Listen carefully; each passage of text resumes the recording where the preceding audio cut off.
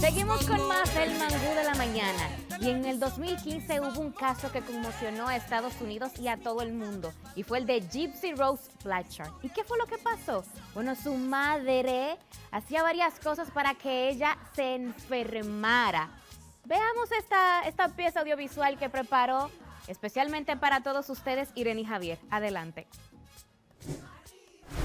El trastorno ficticio impuesto a otros ocurre cuando alguien miente diciendo que otra persona presenta síntomas y signos físicos o psicológicos de enfermedad o le provoca lesiones o enfermedades a otra persona con la intención de engañar a los demás. Un caso de este tipo que salió a la luz convirtiéndose en uno de los casos más mediáticos es el caso de Gypsy Rose, a quien su madre le hizo creer que padecía una grave enfermedad, llegando incluso a sacarle los dientes, proporcionarle fuertes dosis de medicamentos sin prescripción médica y convencerle de que necesitaba una silla de ruedas.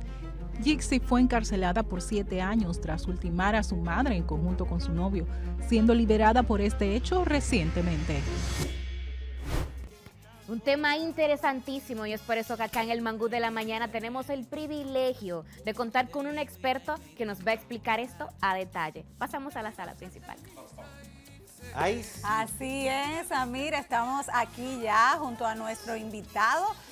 Para mí un tema totalmente nuevo, desconocido, literalmente, o sea, desde cómo se denomina este trastorno hasta su complejidad. Entonces, para entenderlo, y esperamos que ustedes también, tenemos al psiquiatra José López, doctor José López, que tras cámara nos explica un poco, ¿verdad, Samir? sí, porque esto del trastorno facticio es como un trastorno ficticio.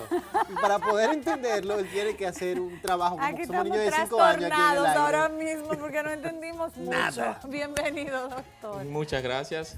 Gracias por tener la sensibilidad con los temas de salud mental, porque realmente con todo lo que es psiquiatría siempre existe ese tabú y se dan cuenta con este caso en específico que el diagnóstico llegó por el tema judicial en el cual lamentablemente la madre perdió la vida provocado por su misma hija, ya que después que la hija descubrió que todas las enfermedades que ella había sufrido durante su niñez habían sido inventadas y causadas por la misma madre, lo cual vemos que no va a llegar nunca nadie a la consulta por este motivo de consulta, sino que es algo que los mismos médicos especialistas se dan cuenta cuando ven que constantemente están yendo a diferentes médicos y cada vez que están cerca de hacer la referencia a psiquiatría, la persona, en este caso la madre, tiende a cambiar de especialista, se va hacia otro porque ya está a punto de ser descubierta. Esto es un tipo de maltrato infantil. Con este caso lo podemos ver todo lo que esta joven ya hoy en día sufrió provocado por la madre, o sea, la madre hasta insulina le inyectaba para ocasionarle hipoglicemia, que son bajones de azúcar, y que motivo de esto pues le creyeran y que realmente la procedieran a internar. En ese caso fue de la madre hacia la hija, pero estábamos conversando de que también hay casos donde se hacen el daño a sí mismos. O sea, siempre están enfermos, siempre padecen de algo, pero realmente es en su mente. Sí. Háblenos un poco Dentro de los diagnósticos diferenciales que existe con esta enfermedad están los trastornos somáticos, que son esas personas, también los trastornos de hipocondría, que son esas personas que sienten que tienen una enfermedad, que están yendo constantemente a un médico, pero el trastorno facticio, la diferencia entre estos dos es que sí se internan, o sea, esta persona mayormente se ven en la parte neurológica, en donde esta persona pues se le muere o tienen padecimientos que son muy difíciles de diagnosticar cuando se hacen todo tipo de estudios, porque los estudios de imágenes y de sangre, el médico lo hace para confirmar o descartar un diagnóstico, no encuentra absolutamente nada. Entonces ahí es donde se hace la referencia a psiquiatría. Psiquiatría siempre va a necesitar de un familiar que es quien nos corrobora la historia de que realmente no está pasando absolutamente nada en cuanto a la parte física, y cuando uno indaga siempre hay una ganancia secundaria con esto, ya que si haya habido una separación, muerte de un familiar, pérdida de empleo, porque lo que quieren hacer es que toda la atención gire alrededor Llamar de la esta persona. Y es a veces la única manera en que logra unir a la familia, porque al estar hospitalizado, sabemos que aquí culturalmente, desde que alguien está en una clínica, en un hospital, toda la familia se reúne, le da el apoyo. Lo que pasa es que se llega al cansancio de que es constantemente y que los médicos le dicen, no tiene absolutamente nada. Y en el tema psiquiátrico, ¿cómo entonces trata el profesional de la conducta ese padecimiento? Dentro de ese tratamiento, uno hace empatía tanto con el familiar como con el paciente. Uno le pide al médico tratante, en este caso si es neurología o cualquier otra especialidad, a veces también se ven en enfermedades de la piel, que no abandone al paciente, de que no lo desenmascare, porque muchas veces el médico se incomoda de que me has engañado, o sea, he perdido todo el tiempo que yo he invertido en ti para lograr un diagnóstico y al final todo esto es fingido. Entonces se pide eso para que el paciente pueda hacer conciencia de enfermedad. Se hace también intervención psicológica, que esa parte también es muy importante, ya que la diferencia entre el psiquiatra y el psicólogo es que nosotros lo manejamos desde la parte orgánica, exactamente, con la medicación, y se le pueden poner dos tipos de medicamentos, que son los antipsicóticos, que ayudan a que ese pensamiento que se despega de la realidad y que hace que somatice esa enfermedad, y un antidepresivo, porque siempre detrás de eso hay lo que es ansiedad y a veces puede desarrollar también una depresión que está enmascarada con la misma enfermedad orgánica que está presentando. Bueno, me llama poderosamente que usted menciona que entre los médicos pueden hablar de no desenmascarar al paciente como tal para que pueda seguir su tratamiento, sobre todo en el área psicológica, psiquiátrica, porque me imagino que justamente ellos se resisten, los pacientes, a ser tratados porque entienden que no es el problema, que su problema es físico. Entonces, ¿qué tan difícil puede ser para ustedes lograr eso, lograr tener un paciente y tratarlo, que entre en razón de que necesita ser tratado psiquiátricamente? Es difícil, incluso hasta en los mismos pacientes que tienen condiciones propias de salud mental lo podemos ver, personas que tienen signos y síntomas de ansiedad, signos y síntomas de depresión o cuadros parecidos o de bipolaridad, esquizofrenia, uso de sustancias. O sea, estoy hablando de diagnósticos que son nuestro día a día en la consulta y aún así uno encuentra esa resistencia. Imaginarse una persona que está sintiendo algo en su cuerpo y que aún así no entienda que de verdad eso que siente en su cuerpo puede ser producto de lo que su mente le está diciendo, del otro problema que pueda tener, ya sea familiar, social, laboral, que el cuerpo lo está sintiendo. Entonces realmente es muy cuesta arriba el tratamiento. Es a veces de un pronóstico reservado, justamente por eso, y por eso hago el comentario de que se pide que el otro médico participe para que no se sienta desplazado, no se sienta que al final lo estamos engañando o se está induciendo a que lo que tiene es solo psiquiátrico, y con el tiempo pues sí se hace entender de que la condición es de salud mental. Al ver la mejoría con el tratamiento psiquiátrico, pues entonces ya se apegan un poquito y entienden que de verdad al sentirse mejor con las decisiones que uno toma, pues mejora el pronóstico. Doctor, el caso que presentamos inicialmente como ejemplo, vimos que era inducido por la madre. Ok. Pero me gustaría saber, en términos estadísticos, ¿cuáles son las edades en las que más se presenta esta enfermedad de manera espontánea? En las edades ocurre en las madres, o sea, en el familiar que hace que esto, que enferma al menor desde pequeña edad, porque si vemos en ese caso específico, ella conseguía bastante beneficio, tanto económicos como sociales, porque llegó a conocer mucha gente de renombre, artistas que ella quería, porque hacía que todo el mundo se sensibilizara con el caso y de que ella tuviera acceso a lo que ella necesitara. Entonces, con tal de crear un expediente médico, ella empezó desde temprana edad.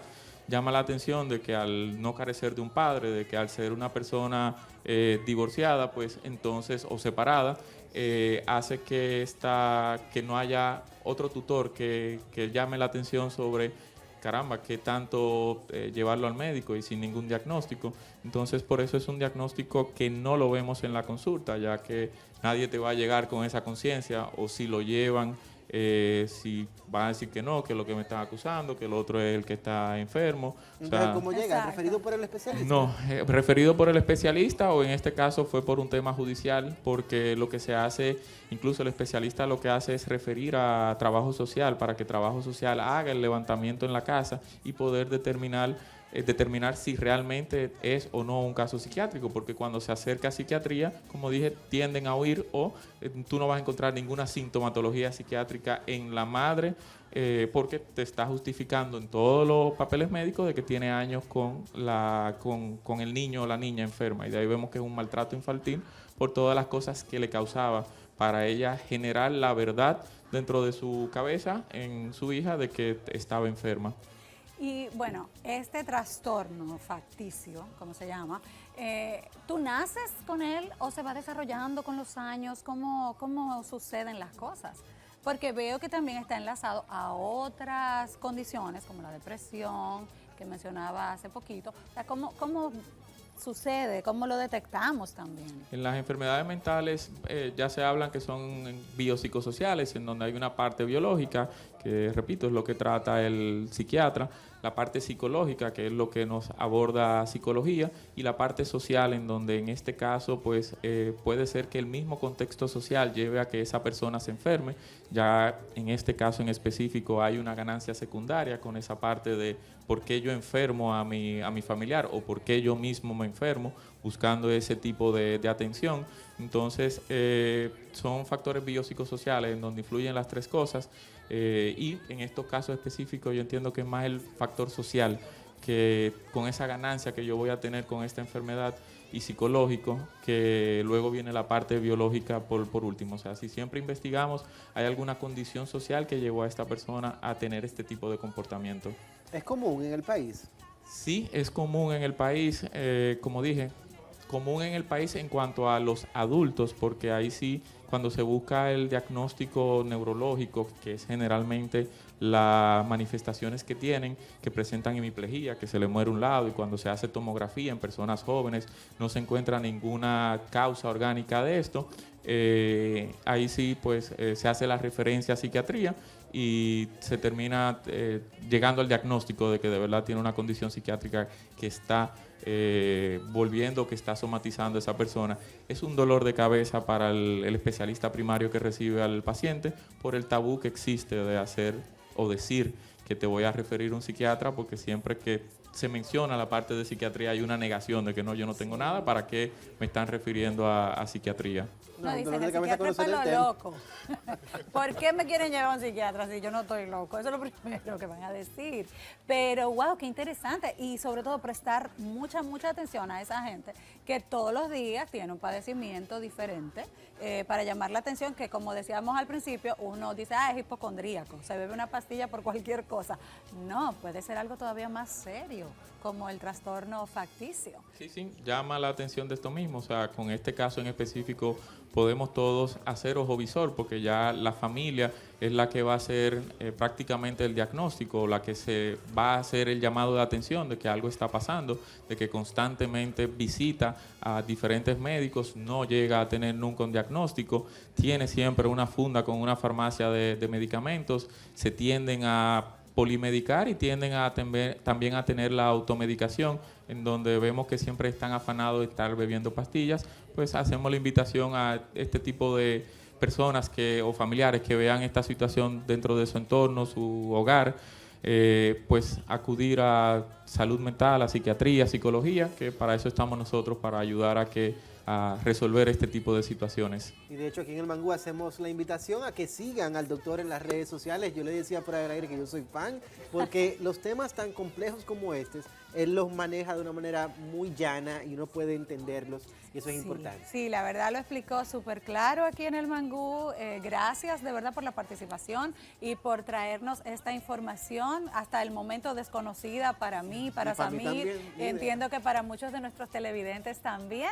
Así que ha sido de gran ayuda. Gracias a ustedes por el espacio y de verdad por esa sensibilización con todo lo que es los temas de salud mental, que nos ayudan a la profesión que desarrollamos a llevar el mensaje de que de verdad existen estas enfermedades y que para eso estamos nosotros, para tratarlas. Gracias nuevamente, y en este momento pasamos al desayunador. Ahí está Carla Morel.